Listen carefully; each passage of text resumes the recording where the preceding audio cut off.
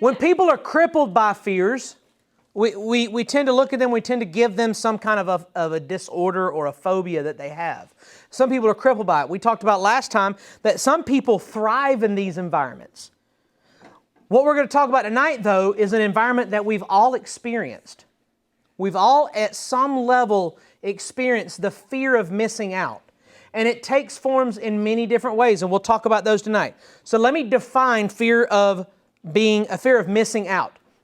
So this is a feeling of apprehension that one is either not in the know or is missing out on information, events, experiences, or life decisions that could make one's life better. Sounds really academic in the explanation. Basically, you are missing out on the things that are going on around you that would be awesome, that would be fun, sometimes could be profitable. The fear that you have of missing out drives you to do things that you wouldn't normally do because you don't want to miss out on that opportunity for the experience, the opportunity for the conversation, the opportunity for the profits. So that's a feeling of apprehension that you get that could make your life better. So common symptoms are the desire to stay connected to what others are doing. Sometimes you miss social cues.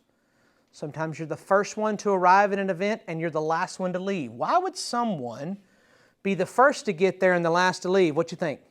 Well, I actually know from experience because this is what I do every Saturday when I go to drill. There you go. You don't want to miss anything, right?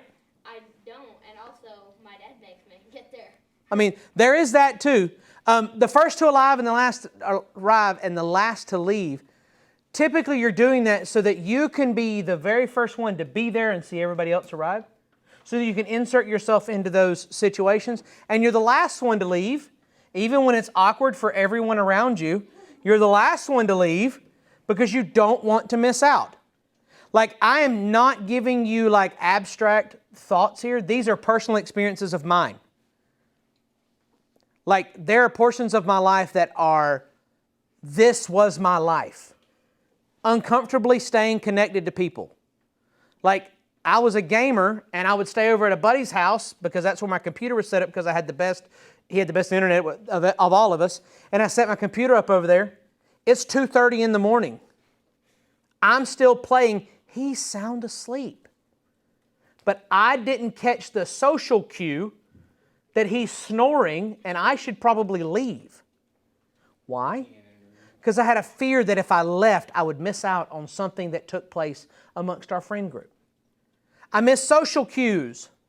Like when people are talking and you walk up and you jump into the conversation and immediately the conversation changes. Social cue. You probably shouldn't have jumped into that conversation. But the fear of missing the conversation drove you to do it. Or being the first one to arrive and the last one to leave. Like the thing for us in college was to go to the Waffle House. Like it would be 9 o'clock at night when we would get there. I would leave at 1:30 or 2 in the morning. I was the first one there, and oftentimes I was the last group to leave. I wanted to be a part of the adventure, the part of whatever you're doing. If you've never been to Waffle House at 1 o'clock in the morning, it is most certainly an adventure. Depending on the one you go to, you might want to be packing. But it is an adventure nonetheless. But what this caused in me was this anxiety or apprehension that others are talking about things that I'm not involved with. They're talking about things that I have no control over or nothing to do with in my life. Now here's the deal. The enemy wants you concerned about important things of this world. But for those who belong to Christ, you and I will never miss out on the eternal things that God has planned. See, we get tied down to this fear of missing out on things, and it's a lie straight from the devil. Like, we'll talk about this in just a few minutes, what the world offers us, but we're told that we don't want to miss out. We're told that you can't miss out on this. It's an opportunity. You don't want to miss this opportunity. But we're never told why. Why don't I want to miss out on this opportunity? And it's to create a desire within us for something that we really don't need to have a desire for. Are those things inherently bad? No. Are some of the things that the world tells us, hey, you don't want to miss out on this, are they bad things? Like, how many of you wish you would have jumped into Bitcoin when it first hit the market? Like, I know I did. Like, I wish I would have jumped. How about Google when it first went public? Like, that would have been great to jump into. Apple, like, those are opportunities that were missed by people who didn't buy into those stocks. You'd be filthy rich right now. But the point is that there are people that do miss out. And if you live your life worried about missing out, you're going to miss what God has actually given you. And we also have to remember, we're not living for the here and now. This world, all the cool stuff that we have in this world, everything that we see around us that God has given us, ultimately is going to be pretty much worthless when we look at it in light of eternity. So the relationships that you can't live without right now, those relationships in light of eternity don't really matter. That's hard to think about in a high school setting. That's hard to think about in middle school, the people that you hang out with every day. I mean, personal experience, I talked to one person from my high school. I've only been graduated 20 years. One person from my high school. My graduation class was 179 students, and there is one of the 179 that I have any relationship with.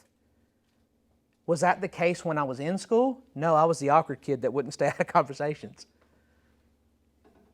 I was involved in all conversations. That's not to say that these relationships aren't important, but we don't need to make them ultimate. What does the world say about the fear of missing out? What does it say about missing out on things? How many of you have seen like the infomercials that say, act now, or if you call in the next 20 minutes, we're going to double your order. The big one that I think of with this is like the Flex Seal dude. Like he pokes a hole in the side of a boat and slaps a Flex Steel tape to it. Like, yeah, it's going to save your boat.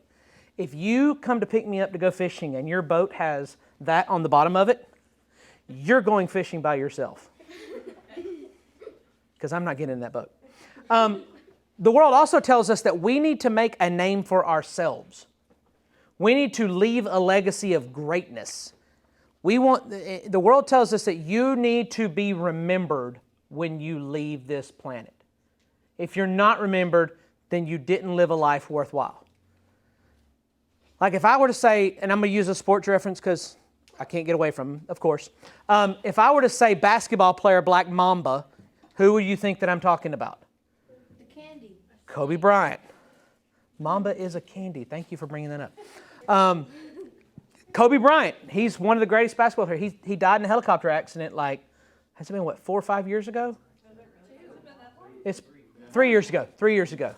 But he lived a life that we would look at and go, man, he didn't miss out on anything. He lived his life to the fullest. And the world looks at him and looks at us and says, you need to live like that. Live every moment to the fullest. They're concerned with the here and now. And they tell you that the here and now is important and that if you miss out on the here and now, then you're ultimately missing out on everything. The circumstances around someone becoming popular are kind of fascinating. Think about it this way. Do popular kids at your school have to do anything to be popular, or do they just, people gravitate to them? Yes and no. Like me, like people just kind of naturally gravitate toward me. I understand that. It's the suit. It's the suit. How about this? How about streamers? Think of streamers and athletes and musicians and actors, speakers, pastors. They develop a following and people just, watch. I mean, think about all the different YouTube streams and Twitch and all those streamers that we have. Like, how many of you remember the kid Ryan? I say Ryan and you all know who I'm talking about. The kid that opens up presents on YouTube and people actually watch him open up presents. Yeah, I know. Dude is making a killing. His whole family is making a lot of money just videotaping him opening things. Like, there's a market for that apparently. How many of you have ever heard of the guy Marcus Veltri? No. So he is an Veltri. He is a phenomenal piano player. He has what we call perfect pitch. So if you play a song for him, no matter how difficult the song is or what the song is, he can immediately on a piano play that song immediately back to you. He's never practiced it in his life. He can play it to you. They tested him on a stream where a guy played an original composition for him, like a guy who's a composer, played something. First time it's ever been played. And he sat down, he goes, okay, and began to play. And it was pitch for pitch with what the dude had just played. He's an incredible musician, and he makes money by people watching him do this. He's important now because people are watching him. All these people are important because they're in the spotlight. I used this example of the coach for Liverpool last week when he was asked about coronavirus. Like, he told them, I don't have a voice in this because I'm a football coach, not a epidemiologist or whatever I don't work for the CDC. I can't speak into that. These people are important. We go to them for advice that we don't really need to. And they didn't ask for it. They just happened to be in the spotlight at that point. We go to these people because they're important. And the world says that if you're not living in the here and now and you're not listening to these people, then you're missing out on what they have to offer because they are important and their voice matters. So if you're not one of these people, does your voice matter? No, it doesn't. Like, funny story, y'all know the first person to ever walk on the moon? Yeah. Did you know that there have been multiple people since him to walk on the moon? Can you name any of them? Because they died. Didn't they die in space? No, they walked on the moon. They've walked on the moon. Did Buzz Aldrin walk I think that's dude. Buzz. I don't know that he ever did. I know he was in space, but I don't remember if he ever did. Say what? No, he wasn't. Yeah, Tom Hanks did. Hanks definitely did not walk on He definitely did not. He almost died in space. I digress. That's Apollo 13 if you've never seen the movie. Here's the deal. The world tries to tell us that we need to hold on to the here and now, that if we're not following the people who are doing the things that are important right now, we're missing out. So imagine people like, do y'all remember who the first person to win the world championship at Fortnite was? I don't know His anything name, about video. his name was Kyle Giersdorf, and he won $3 million as a 16-year-old playing Fortnite. Now, how many of you think that Fortnite is the most popular game still on the planet? I hate it. It's not even close. If you follow, Twitch is a platform that you can watch these things on. If you follow Twitch platforms, it's like the third or fourth on the list now. He won this championship in 2019, 3 years ago. The world has already passed the game that he won so much money on. It's already beyond him. How about Friends? How many of you have ever watched the show Friends? You want me to make you feel really bad? How many of you were born in 2003? My cousin was. How many of you were born before 2003? How many of you were born before 2004? In 2004 or before? Okay. You two are the only two who were alive when the last episode of Friends first aired. The last episode aired in 2004. And it was the show that you watched. People every week were like talking about this show. Do people still talk about Friends now? Yes, they do. But in mainstream, the world that we live in, is Friends still a massive thing and part of our society? No. It's a part of our society. We love Friends. But you can find people every day right now that have never seen a single episode of Friends. I've seen. Never seen a single episode of Friends. That would be me. Now, the reason I bring that up, if the world is telling us we need to be living in the here and now, Friends is no longer part of the here and now. It's not. It's been left behind. It's 18 years removed from being relevant in this world. Now, the world tells us that it's a horrible thing to be left out, and you don't want to be left out. Constantly telling us not to be left out, not to be left out, not to be left out. But no one ever tells us why it's a bad thing if we are left out. They just tell us you don't want to be left out. How many of you have ever received a reason that you don't want to be left out? Because it'll be fun. It'll be fun. Fun. Fun is subjective. Fun is subjective. I have said it. Fun is subjective. Being relevant is important because it points to making a name for ourselves as the sole reason that we're here. So you want to be the best athlete. You want to be the best musician. You want to be the best, painter or whatnot. Pick a category to be the greatest in. And the reason we want to do that is not because we want to better ourselves and strive for greatness. It's because ultimately the world tells us we need to make a name for ourselves. Its idea is you live, you make a name for yourself, and you pray you're not forgotten. You pray that you are not forgotten. That's what the world's idea of success is. In the world's eyes, being forgotten is horrible. Being forgotten is horrible. And there's nothing, and the reason that is because in the world's eyes and the way that the world operates, like there's nothing else to look forward to. What happens when you die according to the world?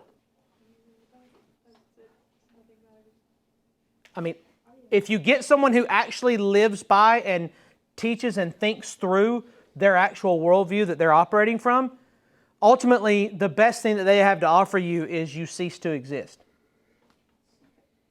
Like you're no longer there. You just die. And that's a horrible ending, right? I mean, or they try to draw in some syncretism, draw in some Christianity and say, everybody's going to heaven. Because God is so loving, everyone's going to heaven. Newsflash, Christ Himself talks about a wide road that leads to destruction, and there are many that are on it, and a narrow path that leads to life. So if the road's wide, what does that say about the traffic on the road? It's a lot of traffic heading in a direction of destruction. So the world doesn't have anything less to offer us. There's nothing left. What does the Bible say, though, about the fear of missing out? What does the Bible say about it? Well, it describes patience as the way that God intends for us to live. Now, that's an odd answer for having a fear of missing out on things. Why patience? If you got your Bibles, turn with me to Habakkuk. Habakkuk 2. It says patience is the way that God intends for us to live. So, here it goes. For this vision is yet for the appointed time. It hastens towards the goal, and it will not fail. Though it tarries, wait for it will certainly come. It will not delay. This is Habakkuk telling the people, don't worry. This is going to be okay. Don't worry. Don't get caught up in the things of the world. Wait on God's promises because they are coming. You don't have to get caught up in the things that are around you. Wait on God's promises to come. Yes, ma'am. 2, verse 3. I'll read it again. For this vision is yet for the appointed time. It hastens towards the goal, and it will not fail. Though it tarries, wait for it. It certainly will come. It will not delay. We don't use the word tarry and hasten. The vision comes quickly. It does not delay. It does not wait.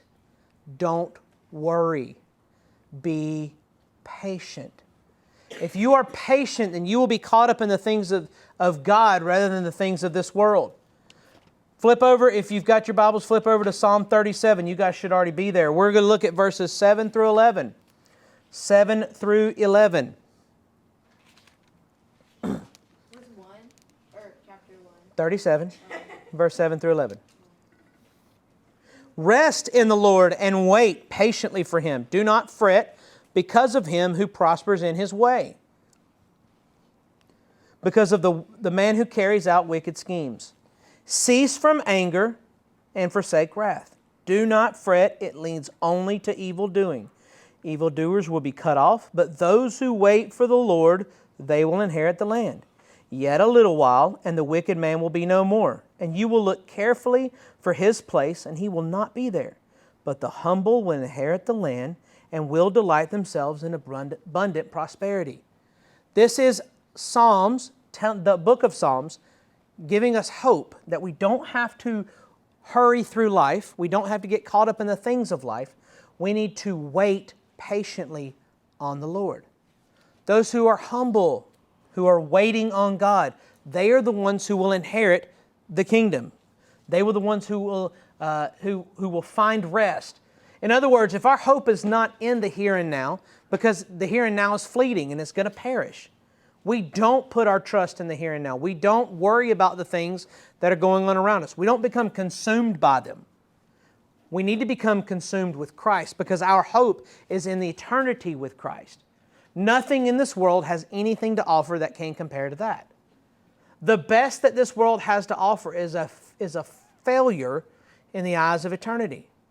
The goodness that we have here, like imagine your favorite food and it is cooked exactly the most perfect way that you want it, the most perfect way that you want it. Imagine that food. Heaven's going to be that much better than that. Imagine your favorite place to go, your favorite thing to do, the time that you have been the most happy on this planet. Heaven is better than that. Infinitely better than that. Heaven is infinitely better than that because of who is there with you, not us. You and I are not called to make our name great. That's the other side of this coin. The world says that you need to make your name great. We're actually called to make God's name great. How many of you remember the story of the Tower of Babel? What's that? Oh. Long and short, God told the people when they came out of the ark to spread out over the whole earth and to, be fruitful and multiply, repopulate the planet. They said, great idea, we're all going to live in the same spot. We're not going to obey God, we're not going to split off. Ultimately, they built the Tower of Babel in what we would call present-day Babylon, and they ended up creating this tower, trying to make a name for themselves. Verse 4 of chapter 11 of Genesis says, "They come, let us build for ourselves a city." This is the people of Babel talking. "A tower whose top will reach into heaven. Let us make a name for ourselves, otherwise we're going to be scattered abroad over the face of the whole earth." They wanted to make a name great for themselves. What about in Exodus? Y'all have heard of not taking the Lord's name in vain? That 10 commandment? That doesn't mean not swearing. I mean, it includes that, but that's not the gist of that. The gist of that statement is when you claim to be a child of God, that you actually walk, talk, and act like a child of God. You're not carrying the name, frivolously against, who you're supposed to be. We're also called to be a kingdom of priests. The chapter before that says in verse 5 and 6, "Now then, if you will indeed obey my voice and keep my covenant, you will be my own possession among all peoples. For all the earth is mine, and you shall be to me a kingdom of priests, a holy nation." These are words that you should speak to the sons of Israel. Moses is instructing the people of Israel of who they are supposed to be. And they're supposed to be a people who looks like God to the world around them. If they're looking like God, are they making a name for themselves? No. They're making God's name great. And that's what's important. That's what's important. Ultimately, the Bible tells us this. You and I are to live, make God's name great, die, and be forgotten. But that's not the end of the story. We're forgotten on this earth, but we're fully known with Him in heaven. Our story doesn't end with no hope. Our story ends with eternity with Him. Spending eternity with Him. Spending the most amazing time ever with Him. Where there will be no fear of missing out because there'll be nothing to miss out on because we will be there with Him. The ultimate everything. We won't have to worry about missing out. When we shift our focus away from making our names great and we shift it to making His name great, then the things that this world tells us that we don't need to miss out on, we have a new perspective on them. We're not worried about missing out on those because we don't need those in our life because they're not making God great, they're making us great. We don't need that.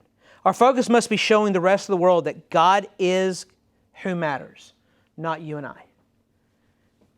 If I stand before you and all you remember is like funny stories that I told, and you remember nothing about what I tried to teach you about Christ, I failed you. As a parent, if my children leave my home and they don't know who Jesus is because I didn't show it to them, I have failed them. As a parent, that's my job.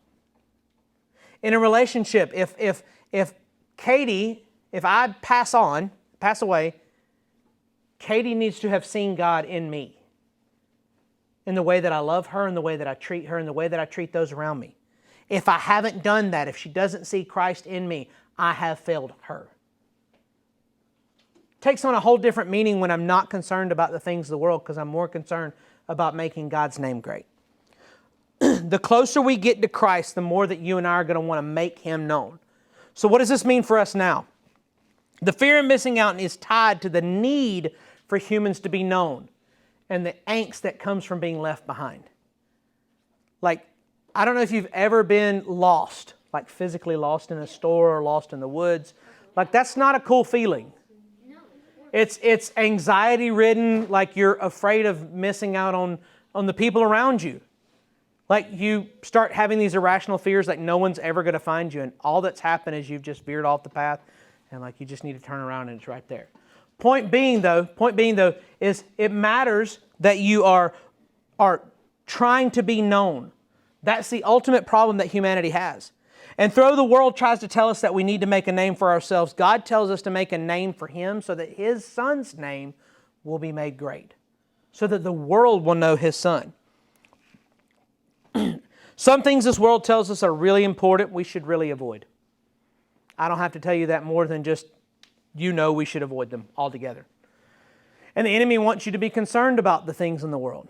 But if you and I are followers of Christ, we're going to realize that we'll never actually miss out. Yeah, we may not get to do some fun things on earth, but as someone who's experienced the fun things, they're not actually fun.